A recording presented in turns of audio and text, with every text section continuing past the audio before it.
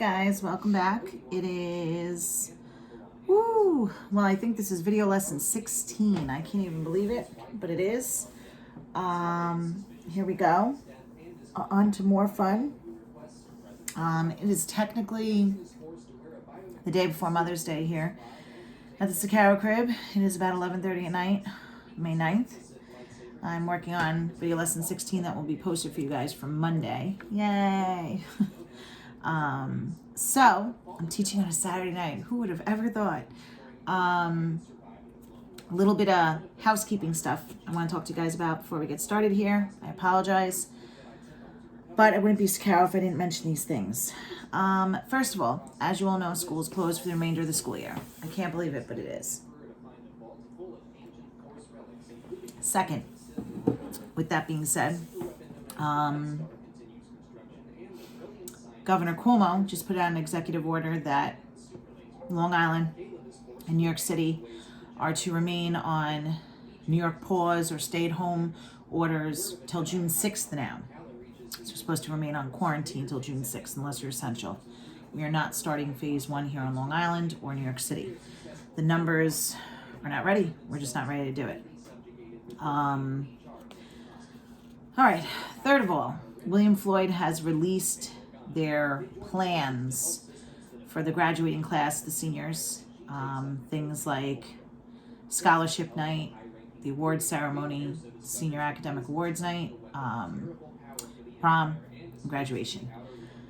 Now, I know you're not all seniors in this class. I know most of you are seniors. I have one class where it's like I have a lot of juniors like I've never had before in college stats. And then in another class, it's predominantly seniors. I'm talking about my period 1, period 2, which seems like so long ago that I'm even referring to periods, right?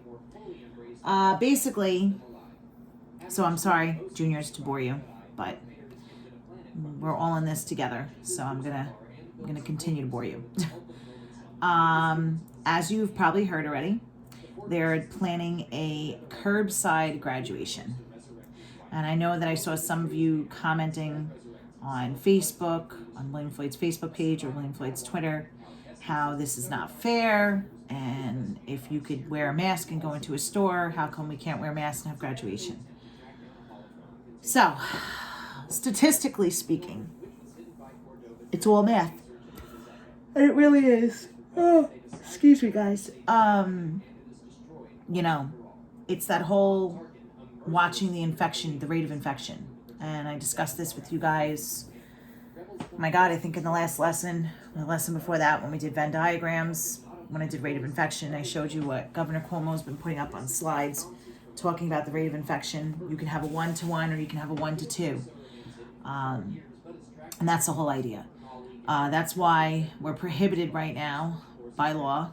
There are mandates put out and executive orders put out that you can't have large gatherings over 10 people. So we can't have a graduation because it's definitely going to be over 10 people, even if it is outside, which it could or it couldn't be, depending on weather, even if we are wearing masks. The masks don't really protect you. They protect somebody else. I don't know how many times I hear the governor say that. And it drives me nuts that people are still arguing over wearing a mask. Unless you have an N95 mask, it's not really protecting you, okay? But if the people you are with are wearing a mask, you should be better off because it should stop the air droplets. But you know, at the end of the day, guys, my God, they started out back in January, February, when we were talking about this in class, and everybody was saying, the flu is worse. Just put it on top of the crate for now. Put it all on top of that crate. Right there. Right there. Sorry. More people die from the flu than they die from COVID. And back in January and February, those statistics, that data, those numbers were true. There's all kinds of things coming out now. If you guys are following this on the news, which I hope you are, being that you're college level statistics students, it's ever evolving. China was withholding information. There's debate on whether they were withholding it or they really didn't know. There's all kinds of things coming out. And back in, January and February, we didn't have our own data. It really wasn't, it was happening here, but we weren't following it.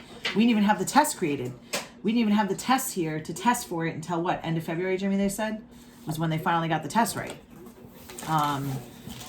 But it was here. They know it was here. Now that they've been able to trace and look back, they know people have had COVID way before we were actually testing positive for it, because we didn't even have the test to test them. My God, I'm getting off on a rant here. So you guys have to realize that it's all math. And if we do have a graduation ceremony and everybody wears masks, you still run the risk. And it's just too much of a risk to run. I mean, especially when you're talking about a school our size, where you have over 600 people graduating. So you have that right there is over 600 people. That's a group, okay? Then you throw in, okay, let's say you just limit it to their parents. Well, then what do you say to people who have step-parents? Oh, so the stepmom that you've lived with for 10 years, she can't come? Only the it's too complicated, guys. It's way too complicated. It's way too big of numbers. It makes that rate of infection jump drastically. Now you're not talking about a rate of infection of 1 to 1. You're talking about a rate of infection of 1 to many, okay? 1 to 5, 1 to 6, depending on the people sitting around you. And I've seen people post and write, and not just at William Floyd's Facebook page or Twitter. I've seen it on the East Islip Facebook page, where they're like, oh, we can socially distance the graduation. How are you going to socially distance 600 people? That's just the graduating class. And then think about their family. It's just impossible.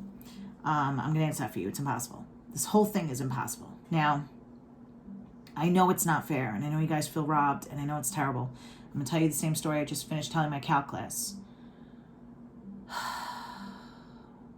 It sucks. This whole thing is not good. Today, day before Mother's Day, we did the tour. We drove to my grandmother's house. We met my brother and my sister-in-law there. She's a mother as well. And my almost 91-year-old grandmother. They rolled her out in a wheelchair with her oxygen tank. And she was so cute. She was all bundled up with her mask and her gloves and her blanket on around her because it was freezing and snowing. Like, really? Really? 2020? Really snowing on May 9th? What else is this year going to do to us? And, all the kids had masks on, including Ophelia. All of us had masks on, and we stood in the front yard. And I had to be all over Olivia, like, don't touch your cousins, don't go near them, back up too close. Like, and I hate being that mom, but I'm being that mom. Because I think for everybody involved in this situation right now, we all have some level of suckiness going on. Like, I'm having a baby in this. It's terrible that I'm going to have a baby in this. It's an ever-evolving event having this child. Every week, my doctor is telling me something different is going to happen. Now it's going to be, we're both getting tested, my husband and I, and he can be there, but if he tests positive and I test negative, they're going to put me and the baby with COVID positive patients, even though we don't have it. So that's the new thing we're freaking out about. And guys, if you watch the governor and you watch his briefings, he's right. The worst part about all of this for you guys with your graduation, your prom, and all these events that you were looking forward to for years, and for me, that I've been looking forward to having this baby, we have no control over it. It's really the actions of everybody else is going to determine what happens. It's completely out of our hands.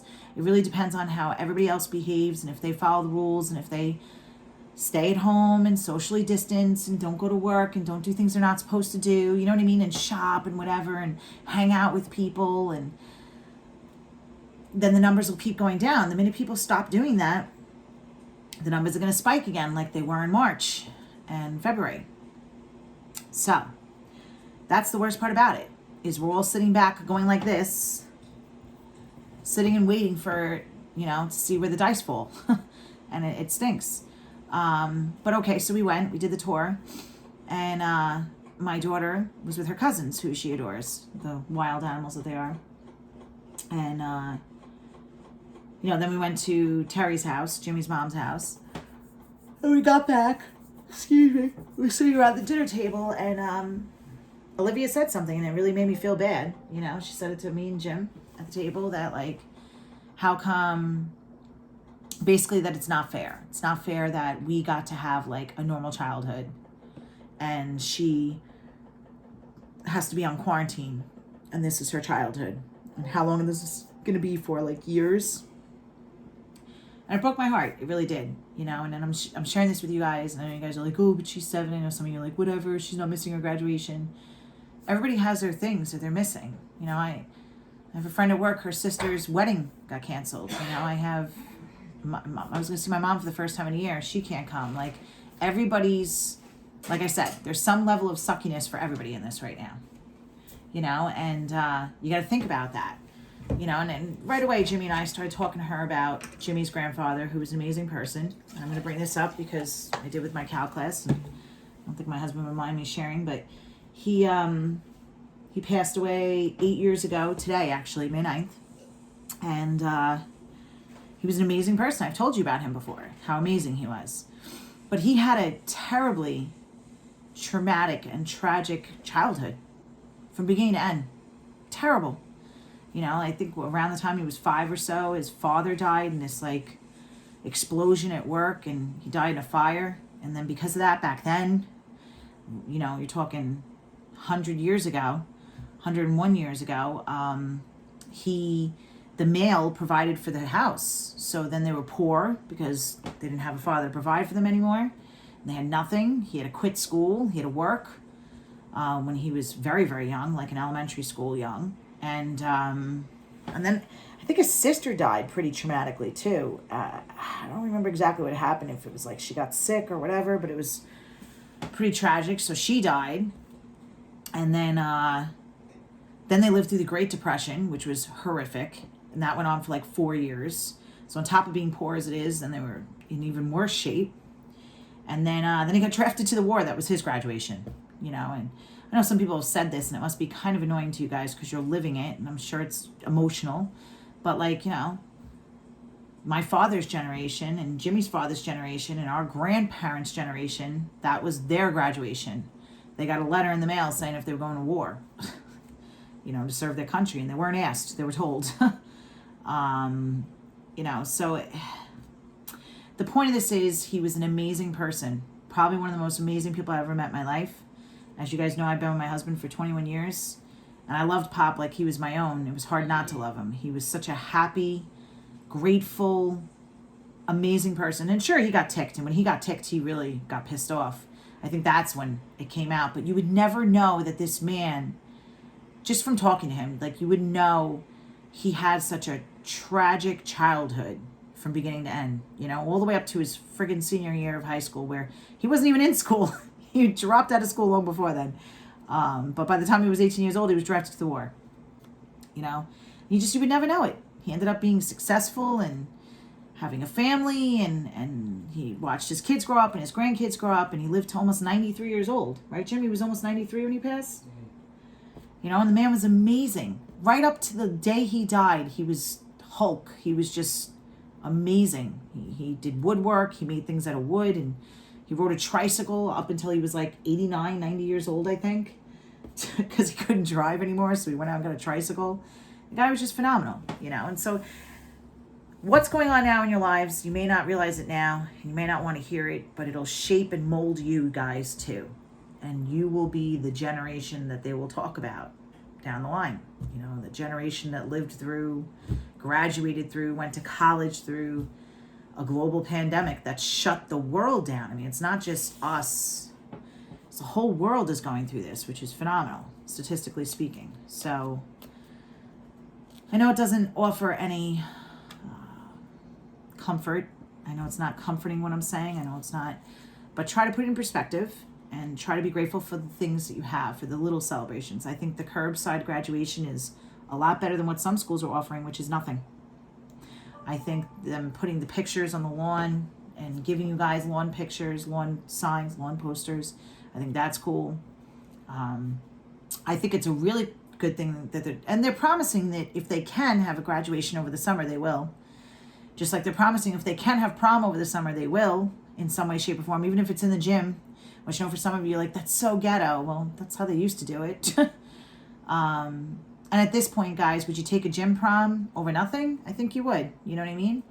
But I think it's really cool that they said if they can't do any of this, the next year they'll have a reunion for your class. I think that's really neat. You may feel like that's so stupid right now, but a year from now, for you guys to get back together again and talk about, oh my God, a year ago. Do you remember what it was like a year ago? It's going to be pretty awesome for you guys, especially after going to college for a year. So take a deep breath. Let's roll with the punches. That was the biggest news I wanted to share with you and talk to you about.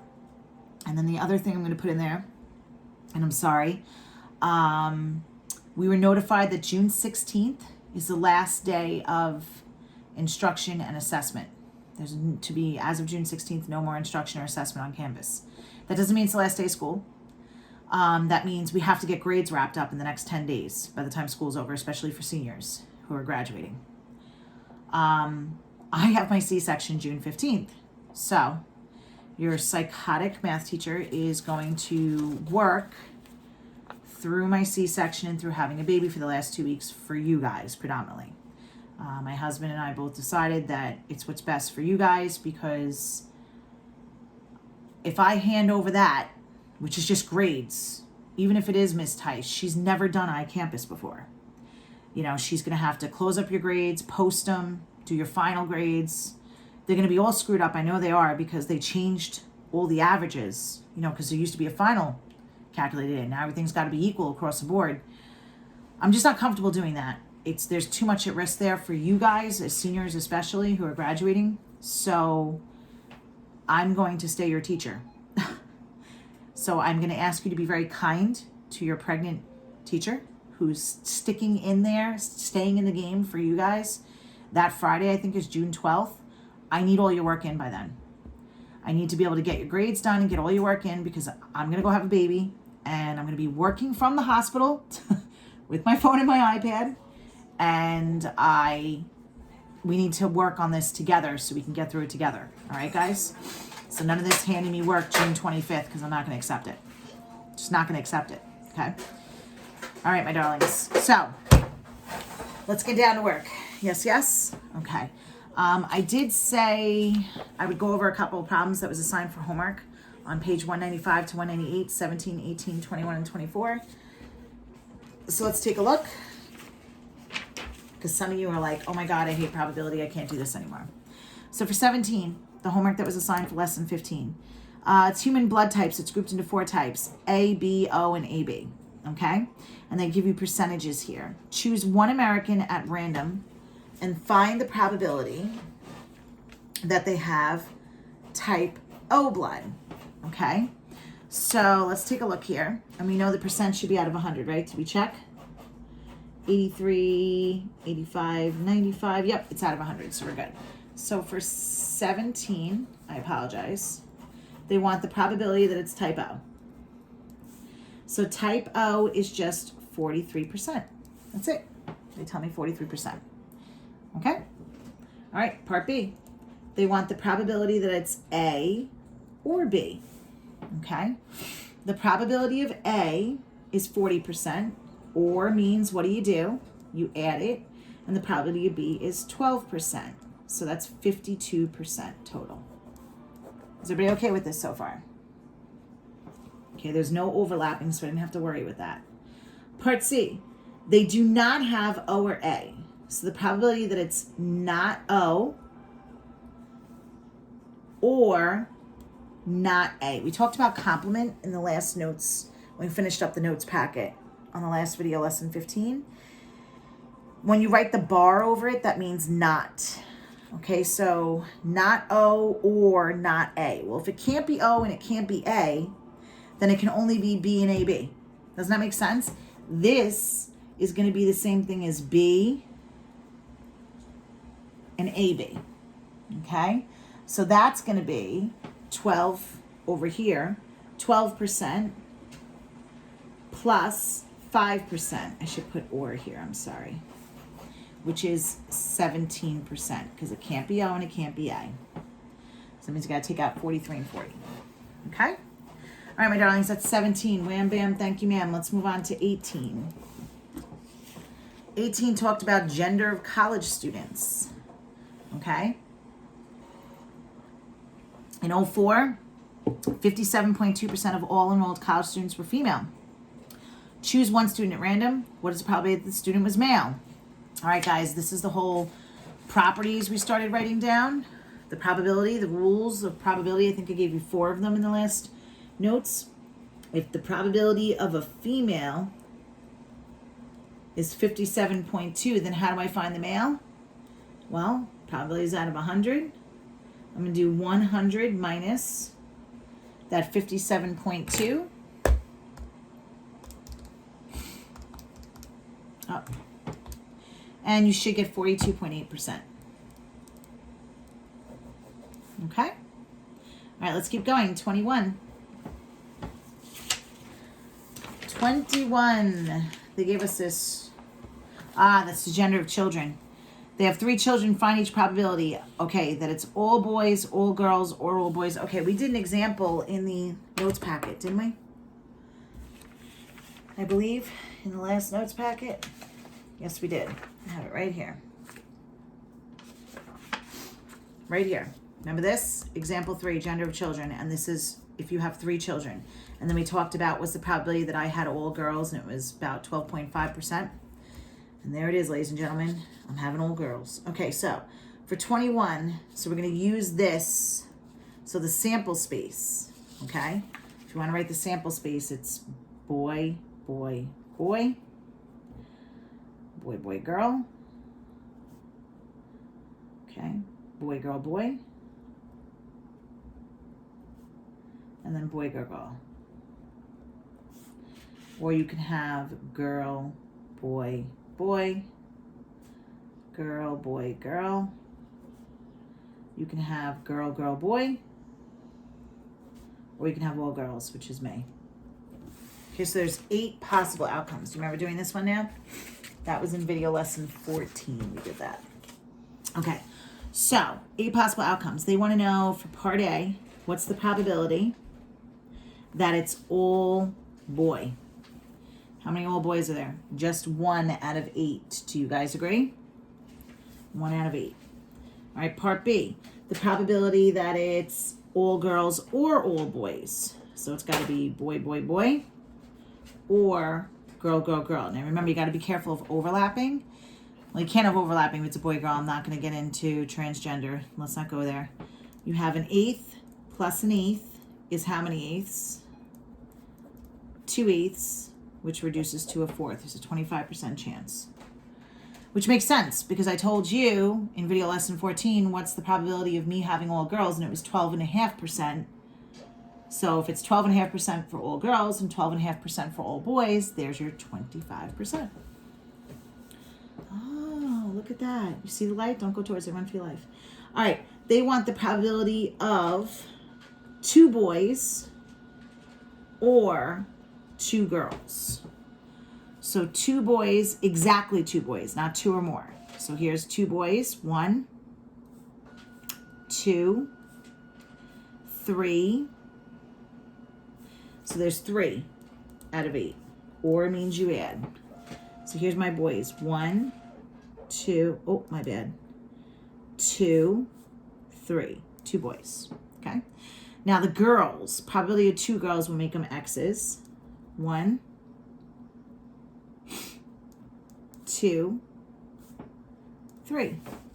There's no overlapping. You see how I have the circles and dots don't overlap? 3 eighths and 3 eighths is 6 eighths, which reduce to 3/4, 75%. Okay, let's go to part D. Is there a part D? There is. At least 1 child of each gender. So the least it could be is 1 child. Ooh, this is tricky. So we're going to say at least 1 boy and at least 1 girl of each gender. I think that's going to be 100%, right? Because if the least it could be is 1 boy, it could be 1 boy, 2 boys, or 3 boys. Yes? Well, if you think about it, here's my 1 boy, 2 boys, 3 boys. And that's 4 out of 8. At least 1 boy is 4 out of 8. The least it could be is 1 boy. It could be 2 boys. It could be 3 boys. For the 1 girl, it's the same thing. I can have 1 girl, 2 girls, or 3 girls. That's another 4 out of 8. 8 out of 8 is just 100%. Okay? All right, that's 17, 18, 21. All right, and 24 is the last one, right? Let's do it. Let's do it.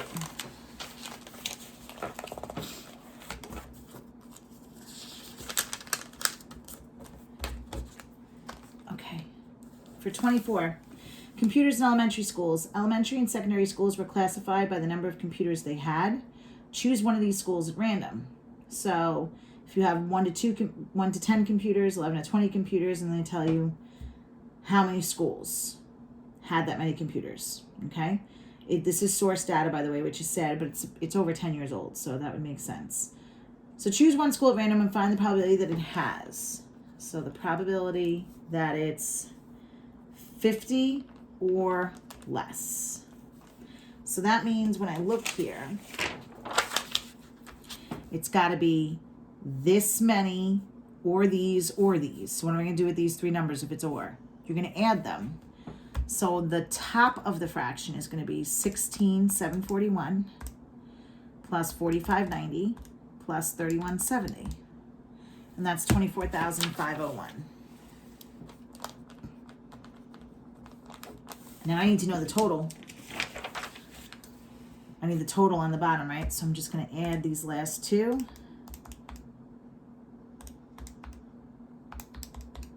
And the total's 83,057.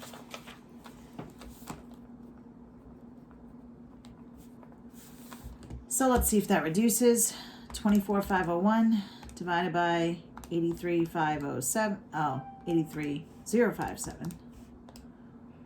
And you get about 29%. Yes? 0.29. All right, part B. We have more than 100. The probability that it's greater than 100 computers. If it's greater than 100 computers, now they didn't say 100 computers, at least 100 computers. If they said at least 100 computers, then you would include the 100 and the 100 plus. They're just saying more than 100. So we're going to say 34,803 over the total, 83,057. Let's see if that reduces.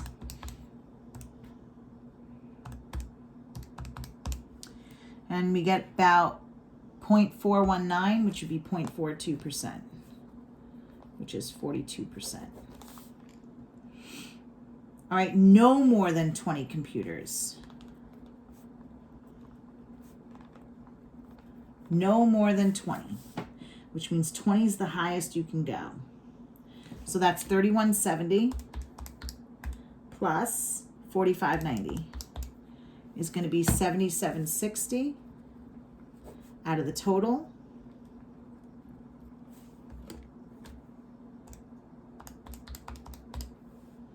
Which is about 9%.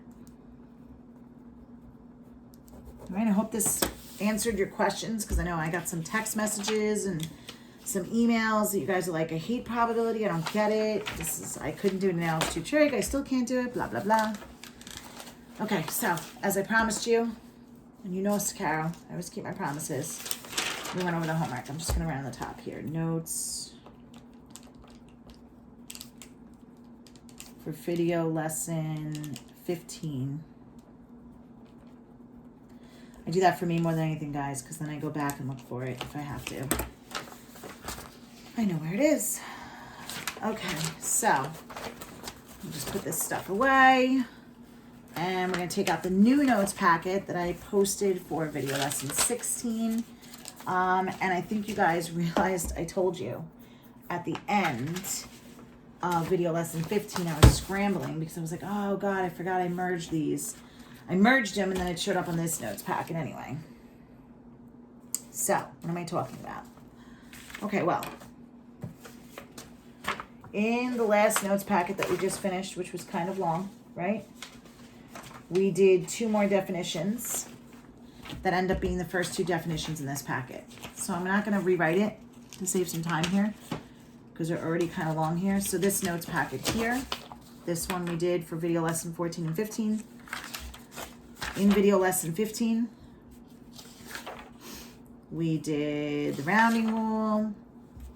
I'm sorry, Video lesson 15, we actually did the 4 probability rules. We did these 2 examples. We did the complement of an event, which I just reviewed is the bar over top, means not. So that's the set of outcomes in the sample space that are not included in the outcomes of the event. So it's everything that's not that. And then empirical probability is the actual experiment of doing something. So classical probability is like, if I roll a die, what's the probability of it landing on heads? Classical probability is, well, what it should classically be, what it should theoretically be. And that is, what's the probability of it landing on heads? If you toss a coin. Did I say roll a die and what's the probability of heads? I feel like I did. God, this is what happens when it's late. So classically, it's 1/2, right?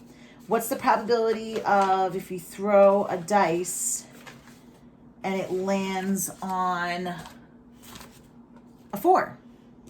Theoretically speaking, classically speaking, it's 1 out of 6. Well, empirical probability is that the actual experiment of doing it. So I talked to you guys about the law of large numbers already.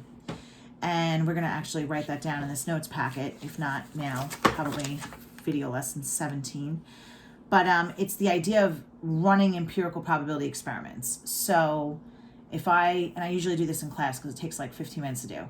I give you all a penny, you partner up, and you throw the penny 20 times. And you keep track 20 times what it lands on. Now, theoretically, it should be a half, right? Half heads, half tails, which means 10 out of the 20 cases should be heads and 10 out of the 20 cases should be tails. But you have human error. You know, the desks are slanted, the pennies fall, somebody flips it higher than the other. Some people can't flip, so they just throw it down every time. You get all kinds of factors that take place with human error. And then I have you guys post your answers up on the board, and you see how it's like 7 heads, 13 tails, and 11 heads and 9 tails, and things like that. It's a little off. It's not exactly half. The law of large numbers talks about the more experiments you run, the more trials you run in empirical probability, the closer the empirical probability approaches the theoretical, the classical probability. So if I told you to toss the coin 50 times, or 100 times, or 200 times, and keep track of how many times it lands on heads and how many times it lands on tails, you'll see that it'll get closer and closer to that 1/2, because your human error starts to thin out. You have more trials, there's less room for error. You have less trials, there's more, you're going to see the error more. Okay? So that's why they like experiments and statistics with larger samples. Okay, so let's just real quick, some probability problems. You ready? Rolling a die and getting a 4. We said that's what? 1 out of 6. Very good. Selecting a letter of the alphabet and getting a vowel. I feel like we talked about this in one of the homework problems in video lesson 14. There's 26 letters in the alphabet, and we're going to go with A, E, I, O, U. We're not going to count Y right now. A, E, I, O, U. That's 5 out of 26. Selecting a month and getting a month that begins with the letter J. January, February, March, April, May, June, July, August, September, October, November, December. Right, so 3 out of how many? 12 total months is a 4th. Okay? Selecting a day of the week and getting a weekday. That's Monday through Friday, so that's 5 out of 7. Okay, this is all just basic probability. Okay, we already defined complement of an event. Okay, I'm going to say see lesson 15 for the definition. Okay, so residents of the people. If the probability that a person lives in an industrialized country, the world is 1 out of 5. Find the probability that a person does not, that's the complement, live in an industrialized country. So the probability that it's not industrialized,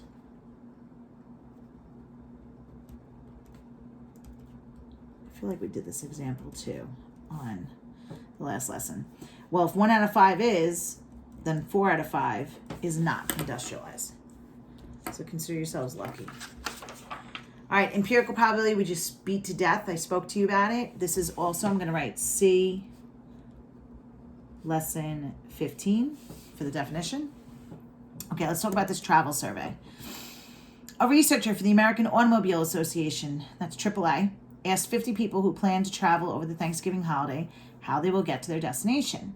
The results can be categorized in a frequency distribution as shown below. So, 41 drive, 6 fly, 3 take the train or the bus. If college campuses are open in September, and if you guys have the luxury of traveling on Thanksgiving weekend, you will see how much it sucks. Some college students, as they get older, decide to not go home on the weekends for Thanksgiving because they're only going home for, Saturday, Sunday anyway. And,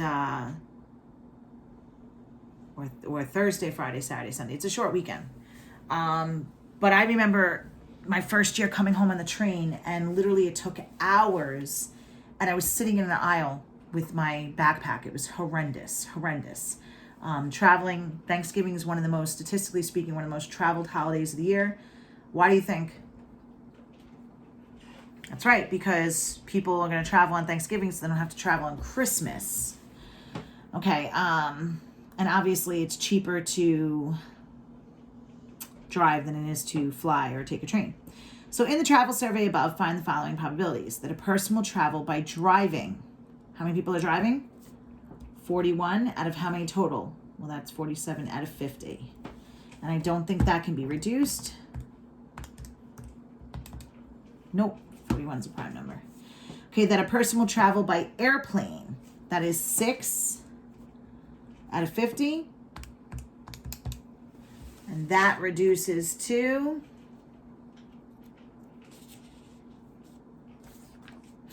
3 out of 25. Or 0.12 or 12%. I would accept any of those 3 answers. That a person will travel by driving, which is 41 out of 50, or means you add by train or bus. Now, there's no overlapping here, so I don't have to worry about it occurring in both of them. That's 44 out of 50, and 44 out of 50 is 22 out of 25, which is the same thing as 0.88 or 88%. Okay? And I don't care how you give me your answer. I didn't mean to box that. All right, distribution of blood types. Moving on.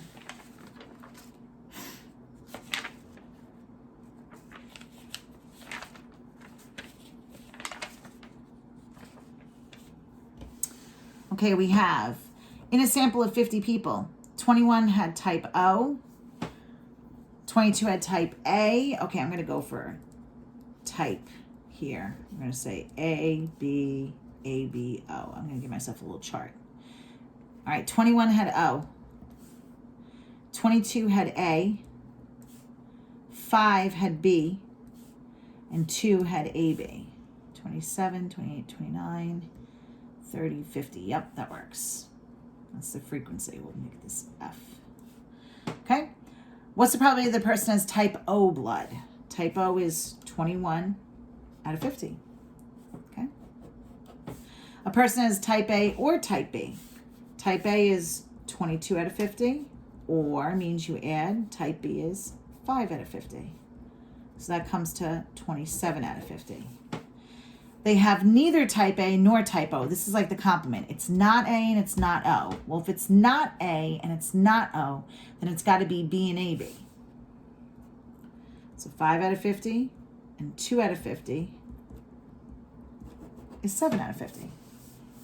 They do not have type AB. If it's not AB, and AB is 2, and the total is 50, then 48 out of 50 do not have AB. That reduces to 24 out of 25. This is the answer I would want to see, reduced.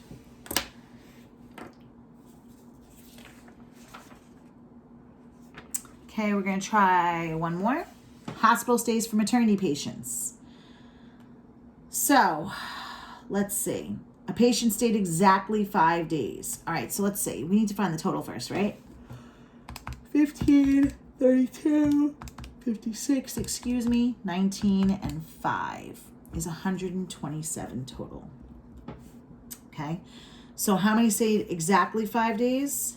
It looks like 56 out of 127, and that cannot be reduced.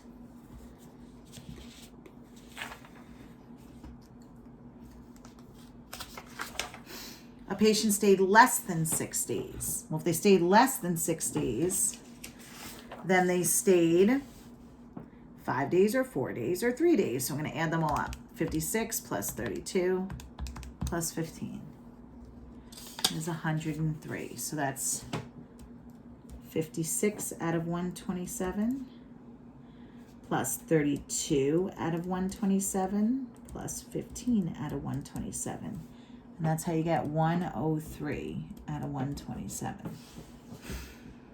Okay, a patient stayed at most 4 days. So the most it could be is 4 days. The most is 4 days. So it could be 4 days or 3 days, which is 32 and 15.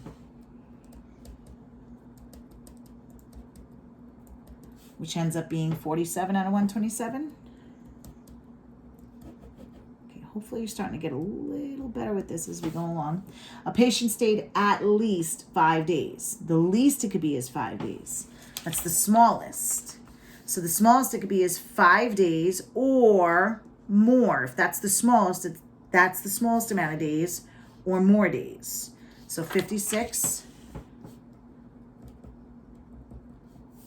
plus 19 plus 5. 24, I think that's 70, right? 80, sorry. 80 out of 127. Okay, so I think we're going to call it quits here. I just want to double check your homework and make sure that you have enough to do it because we're at the 40-minute mark. Alrighty. So your homework is going to be in this textbook handout, which I will take a picture of a nicer copy. Pages 204 to 206. You're going to do 3, 4, 5, 6, 7. 3 is a bachelor's, doctorate, not a master's, good. Lifeguard or a manager. Okay.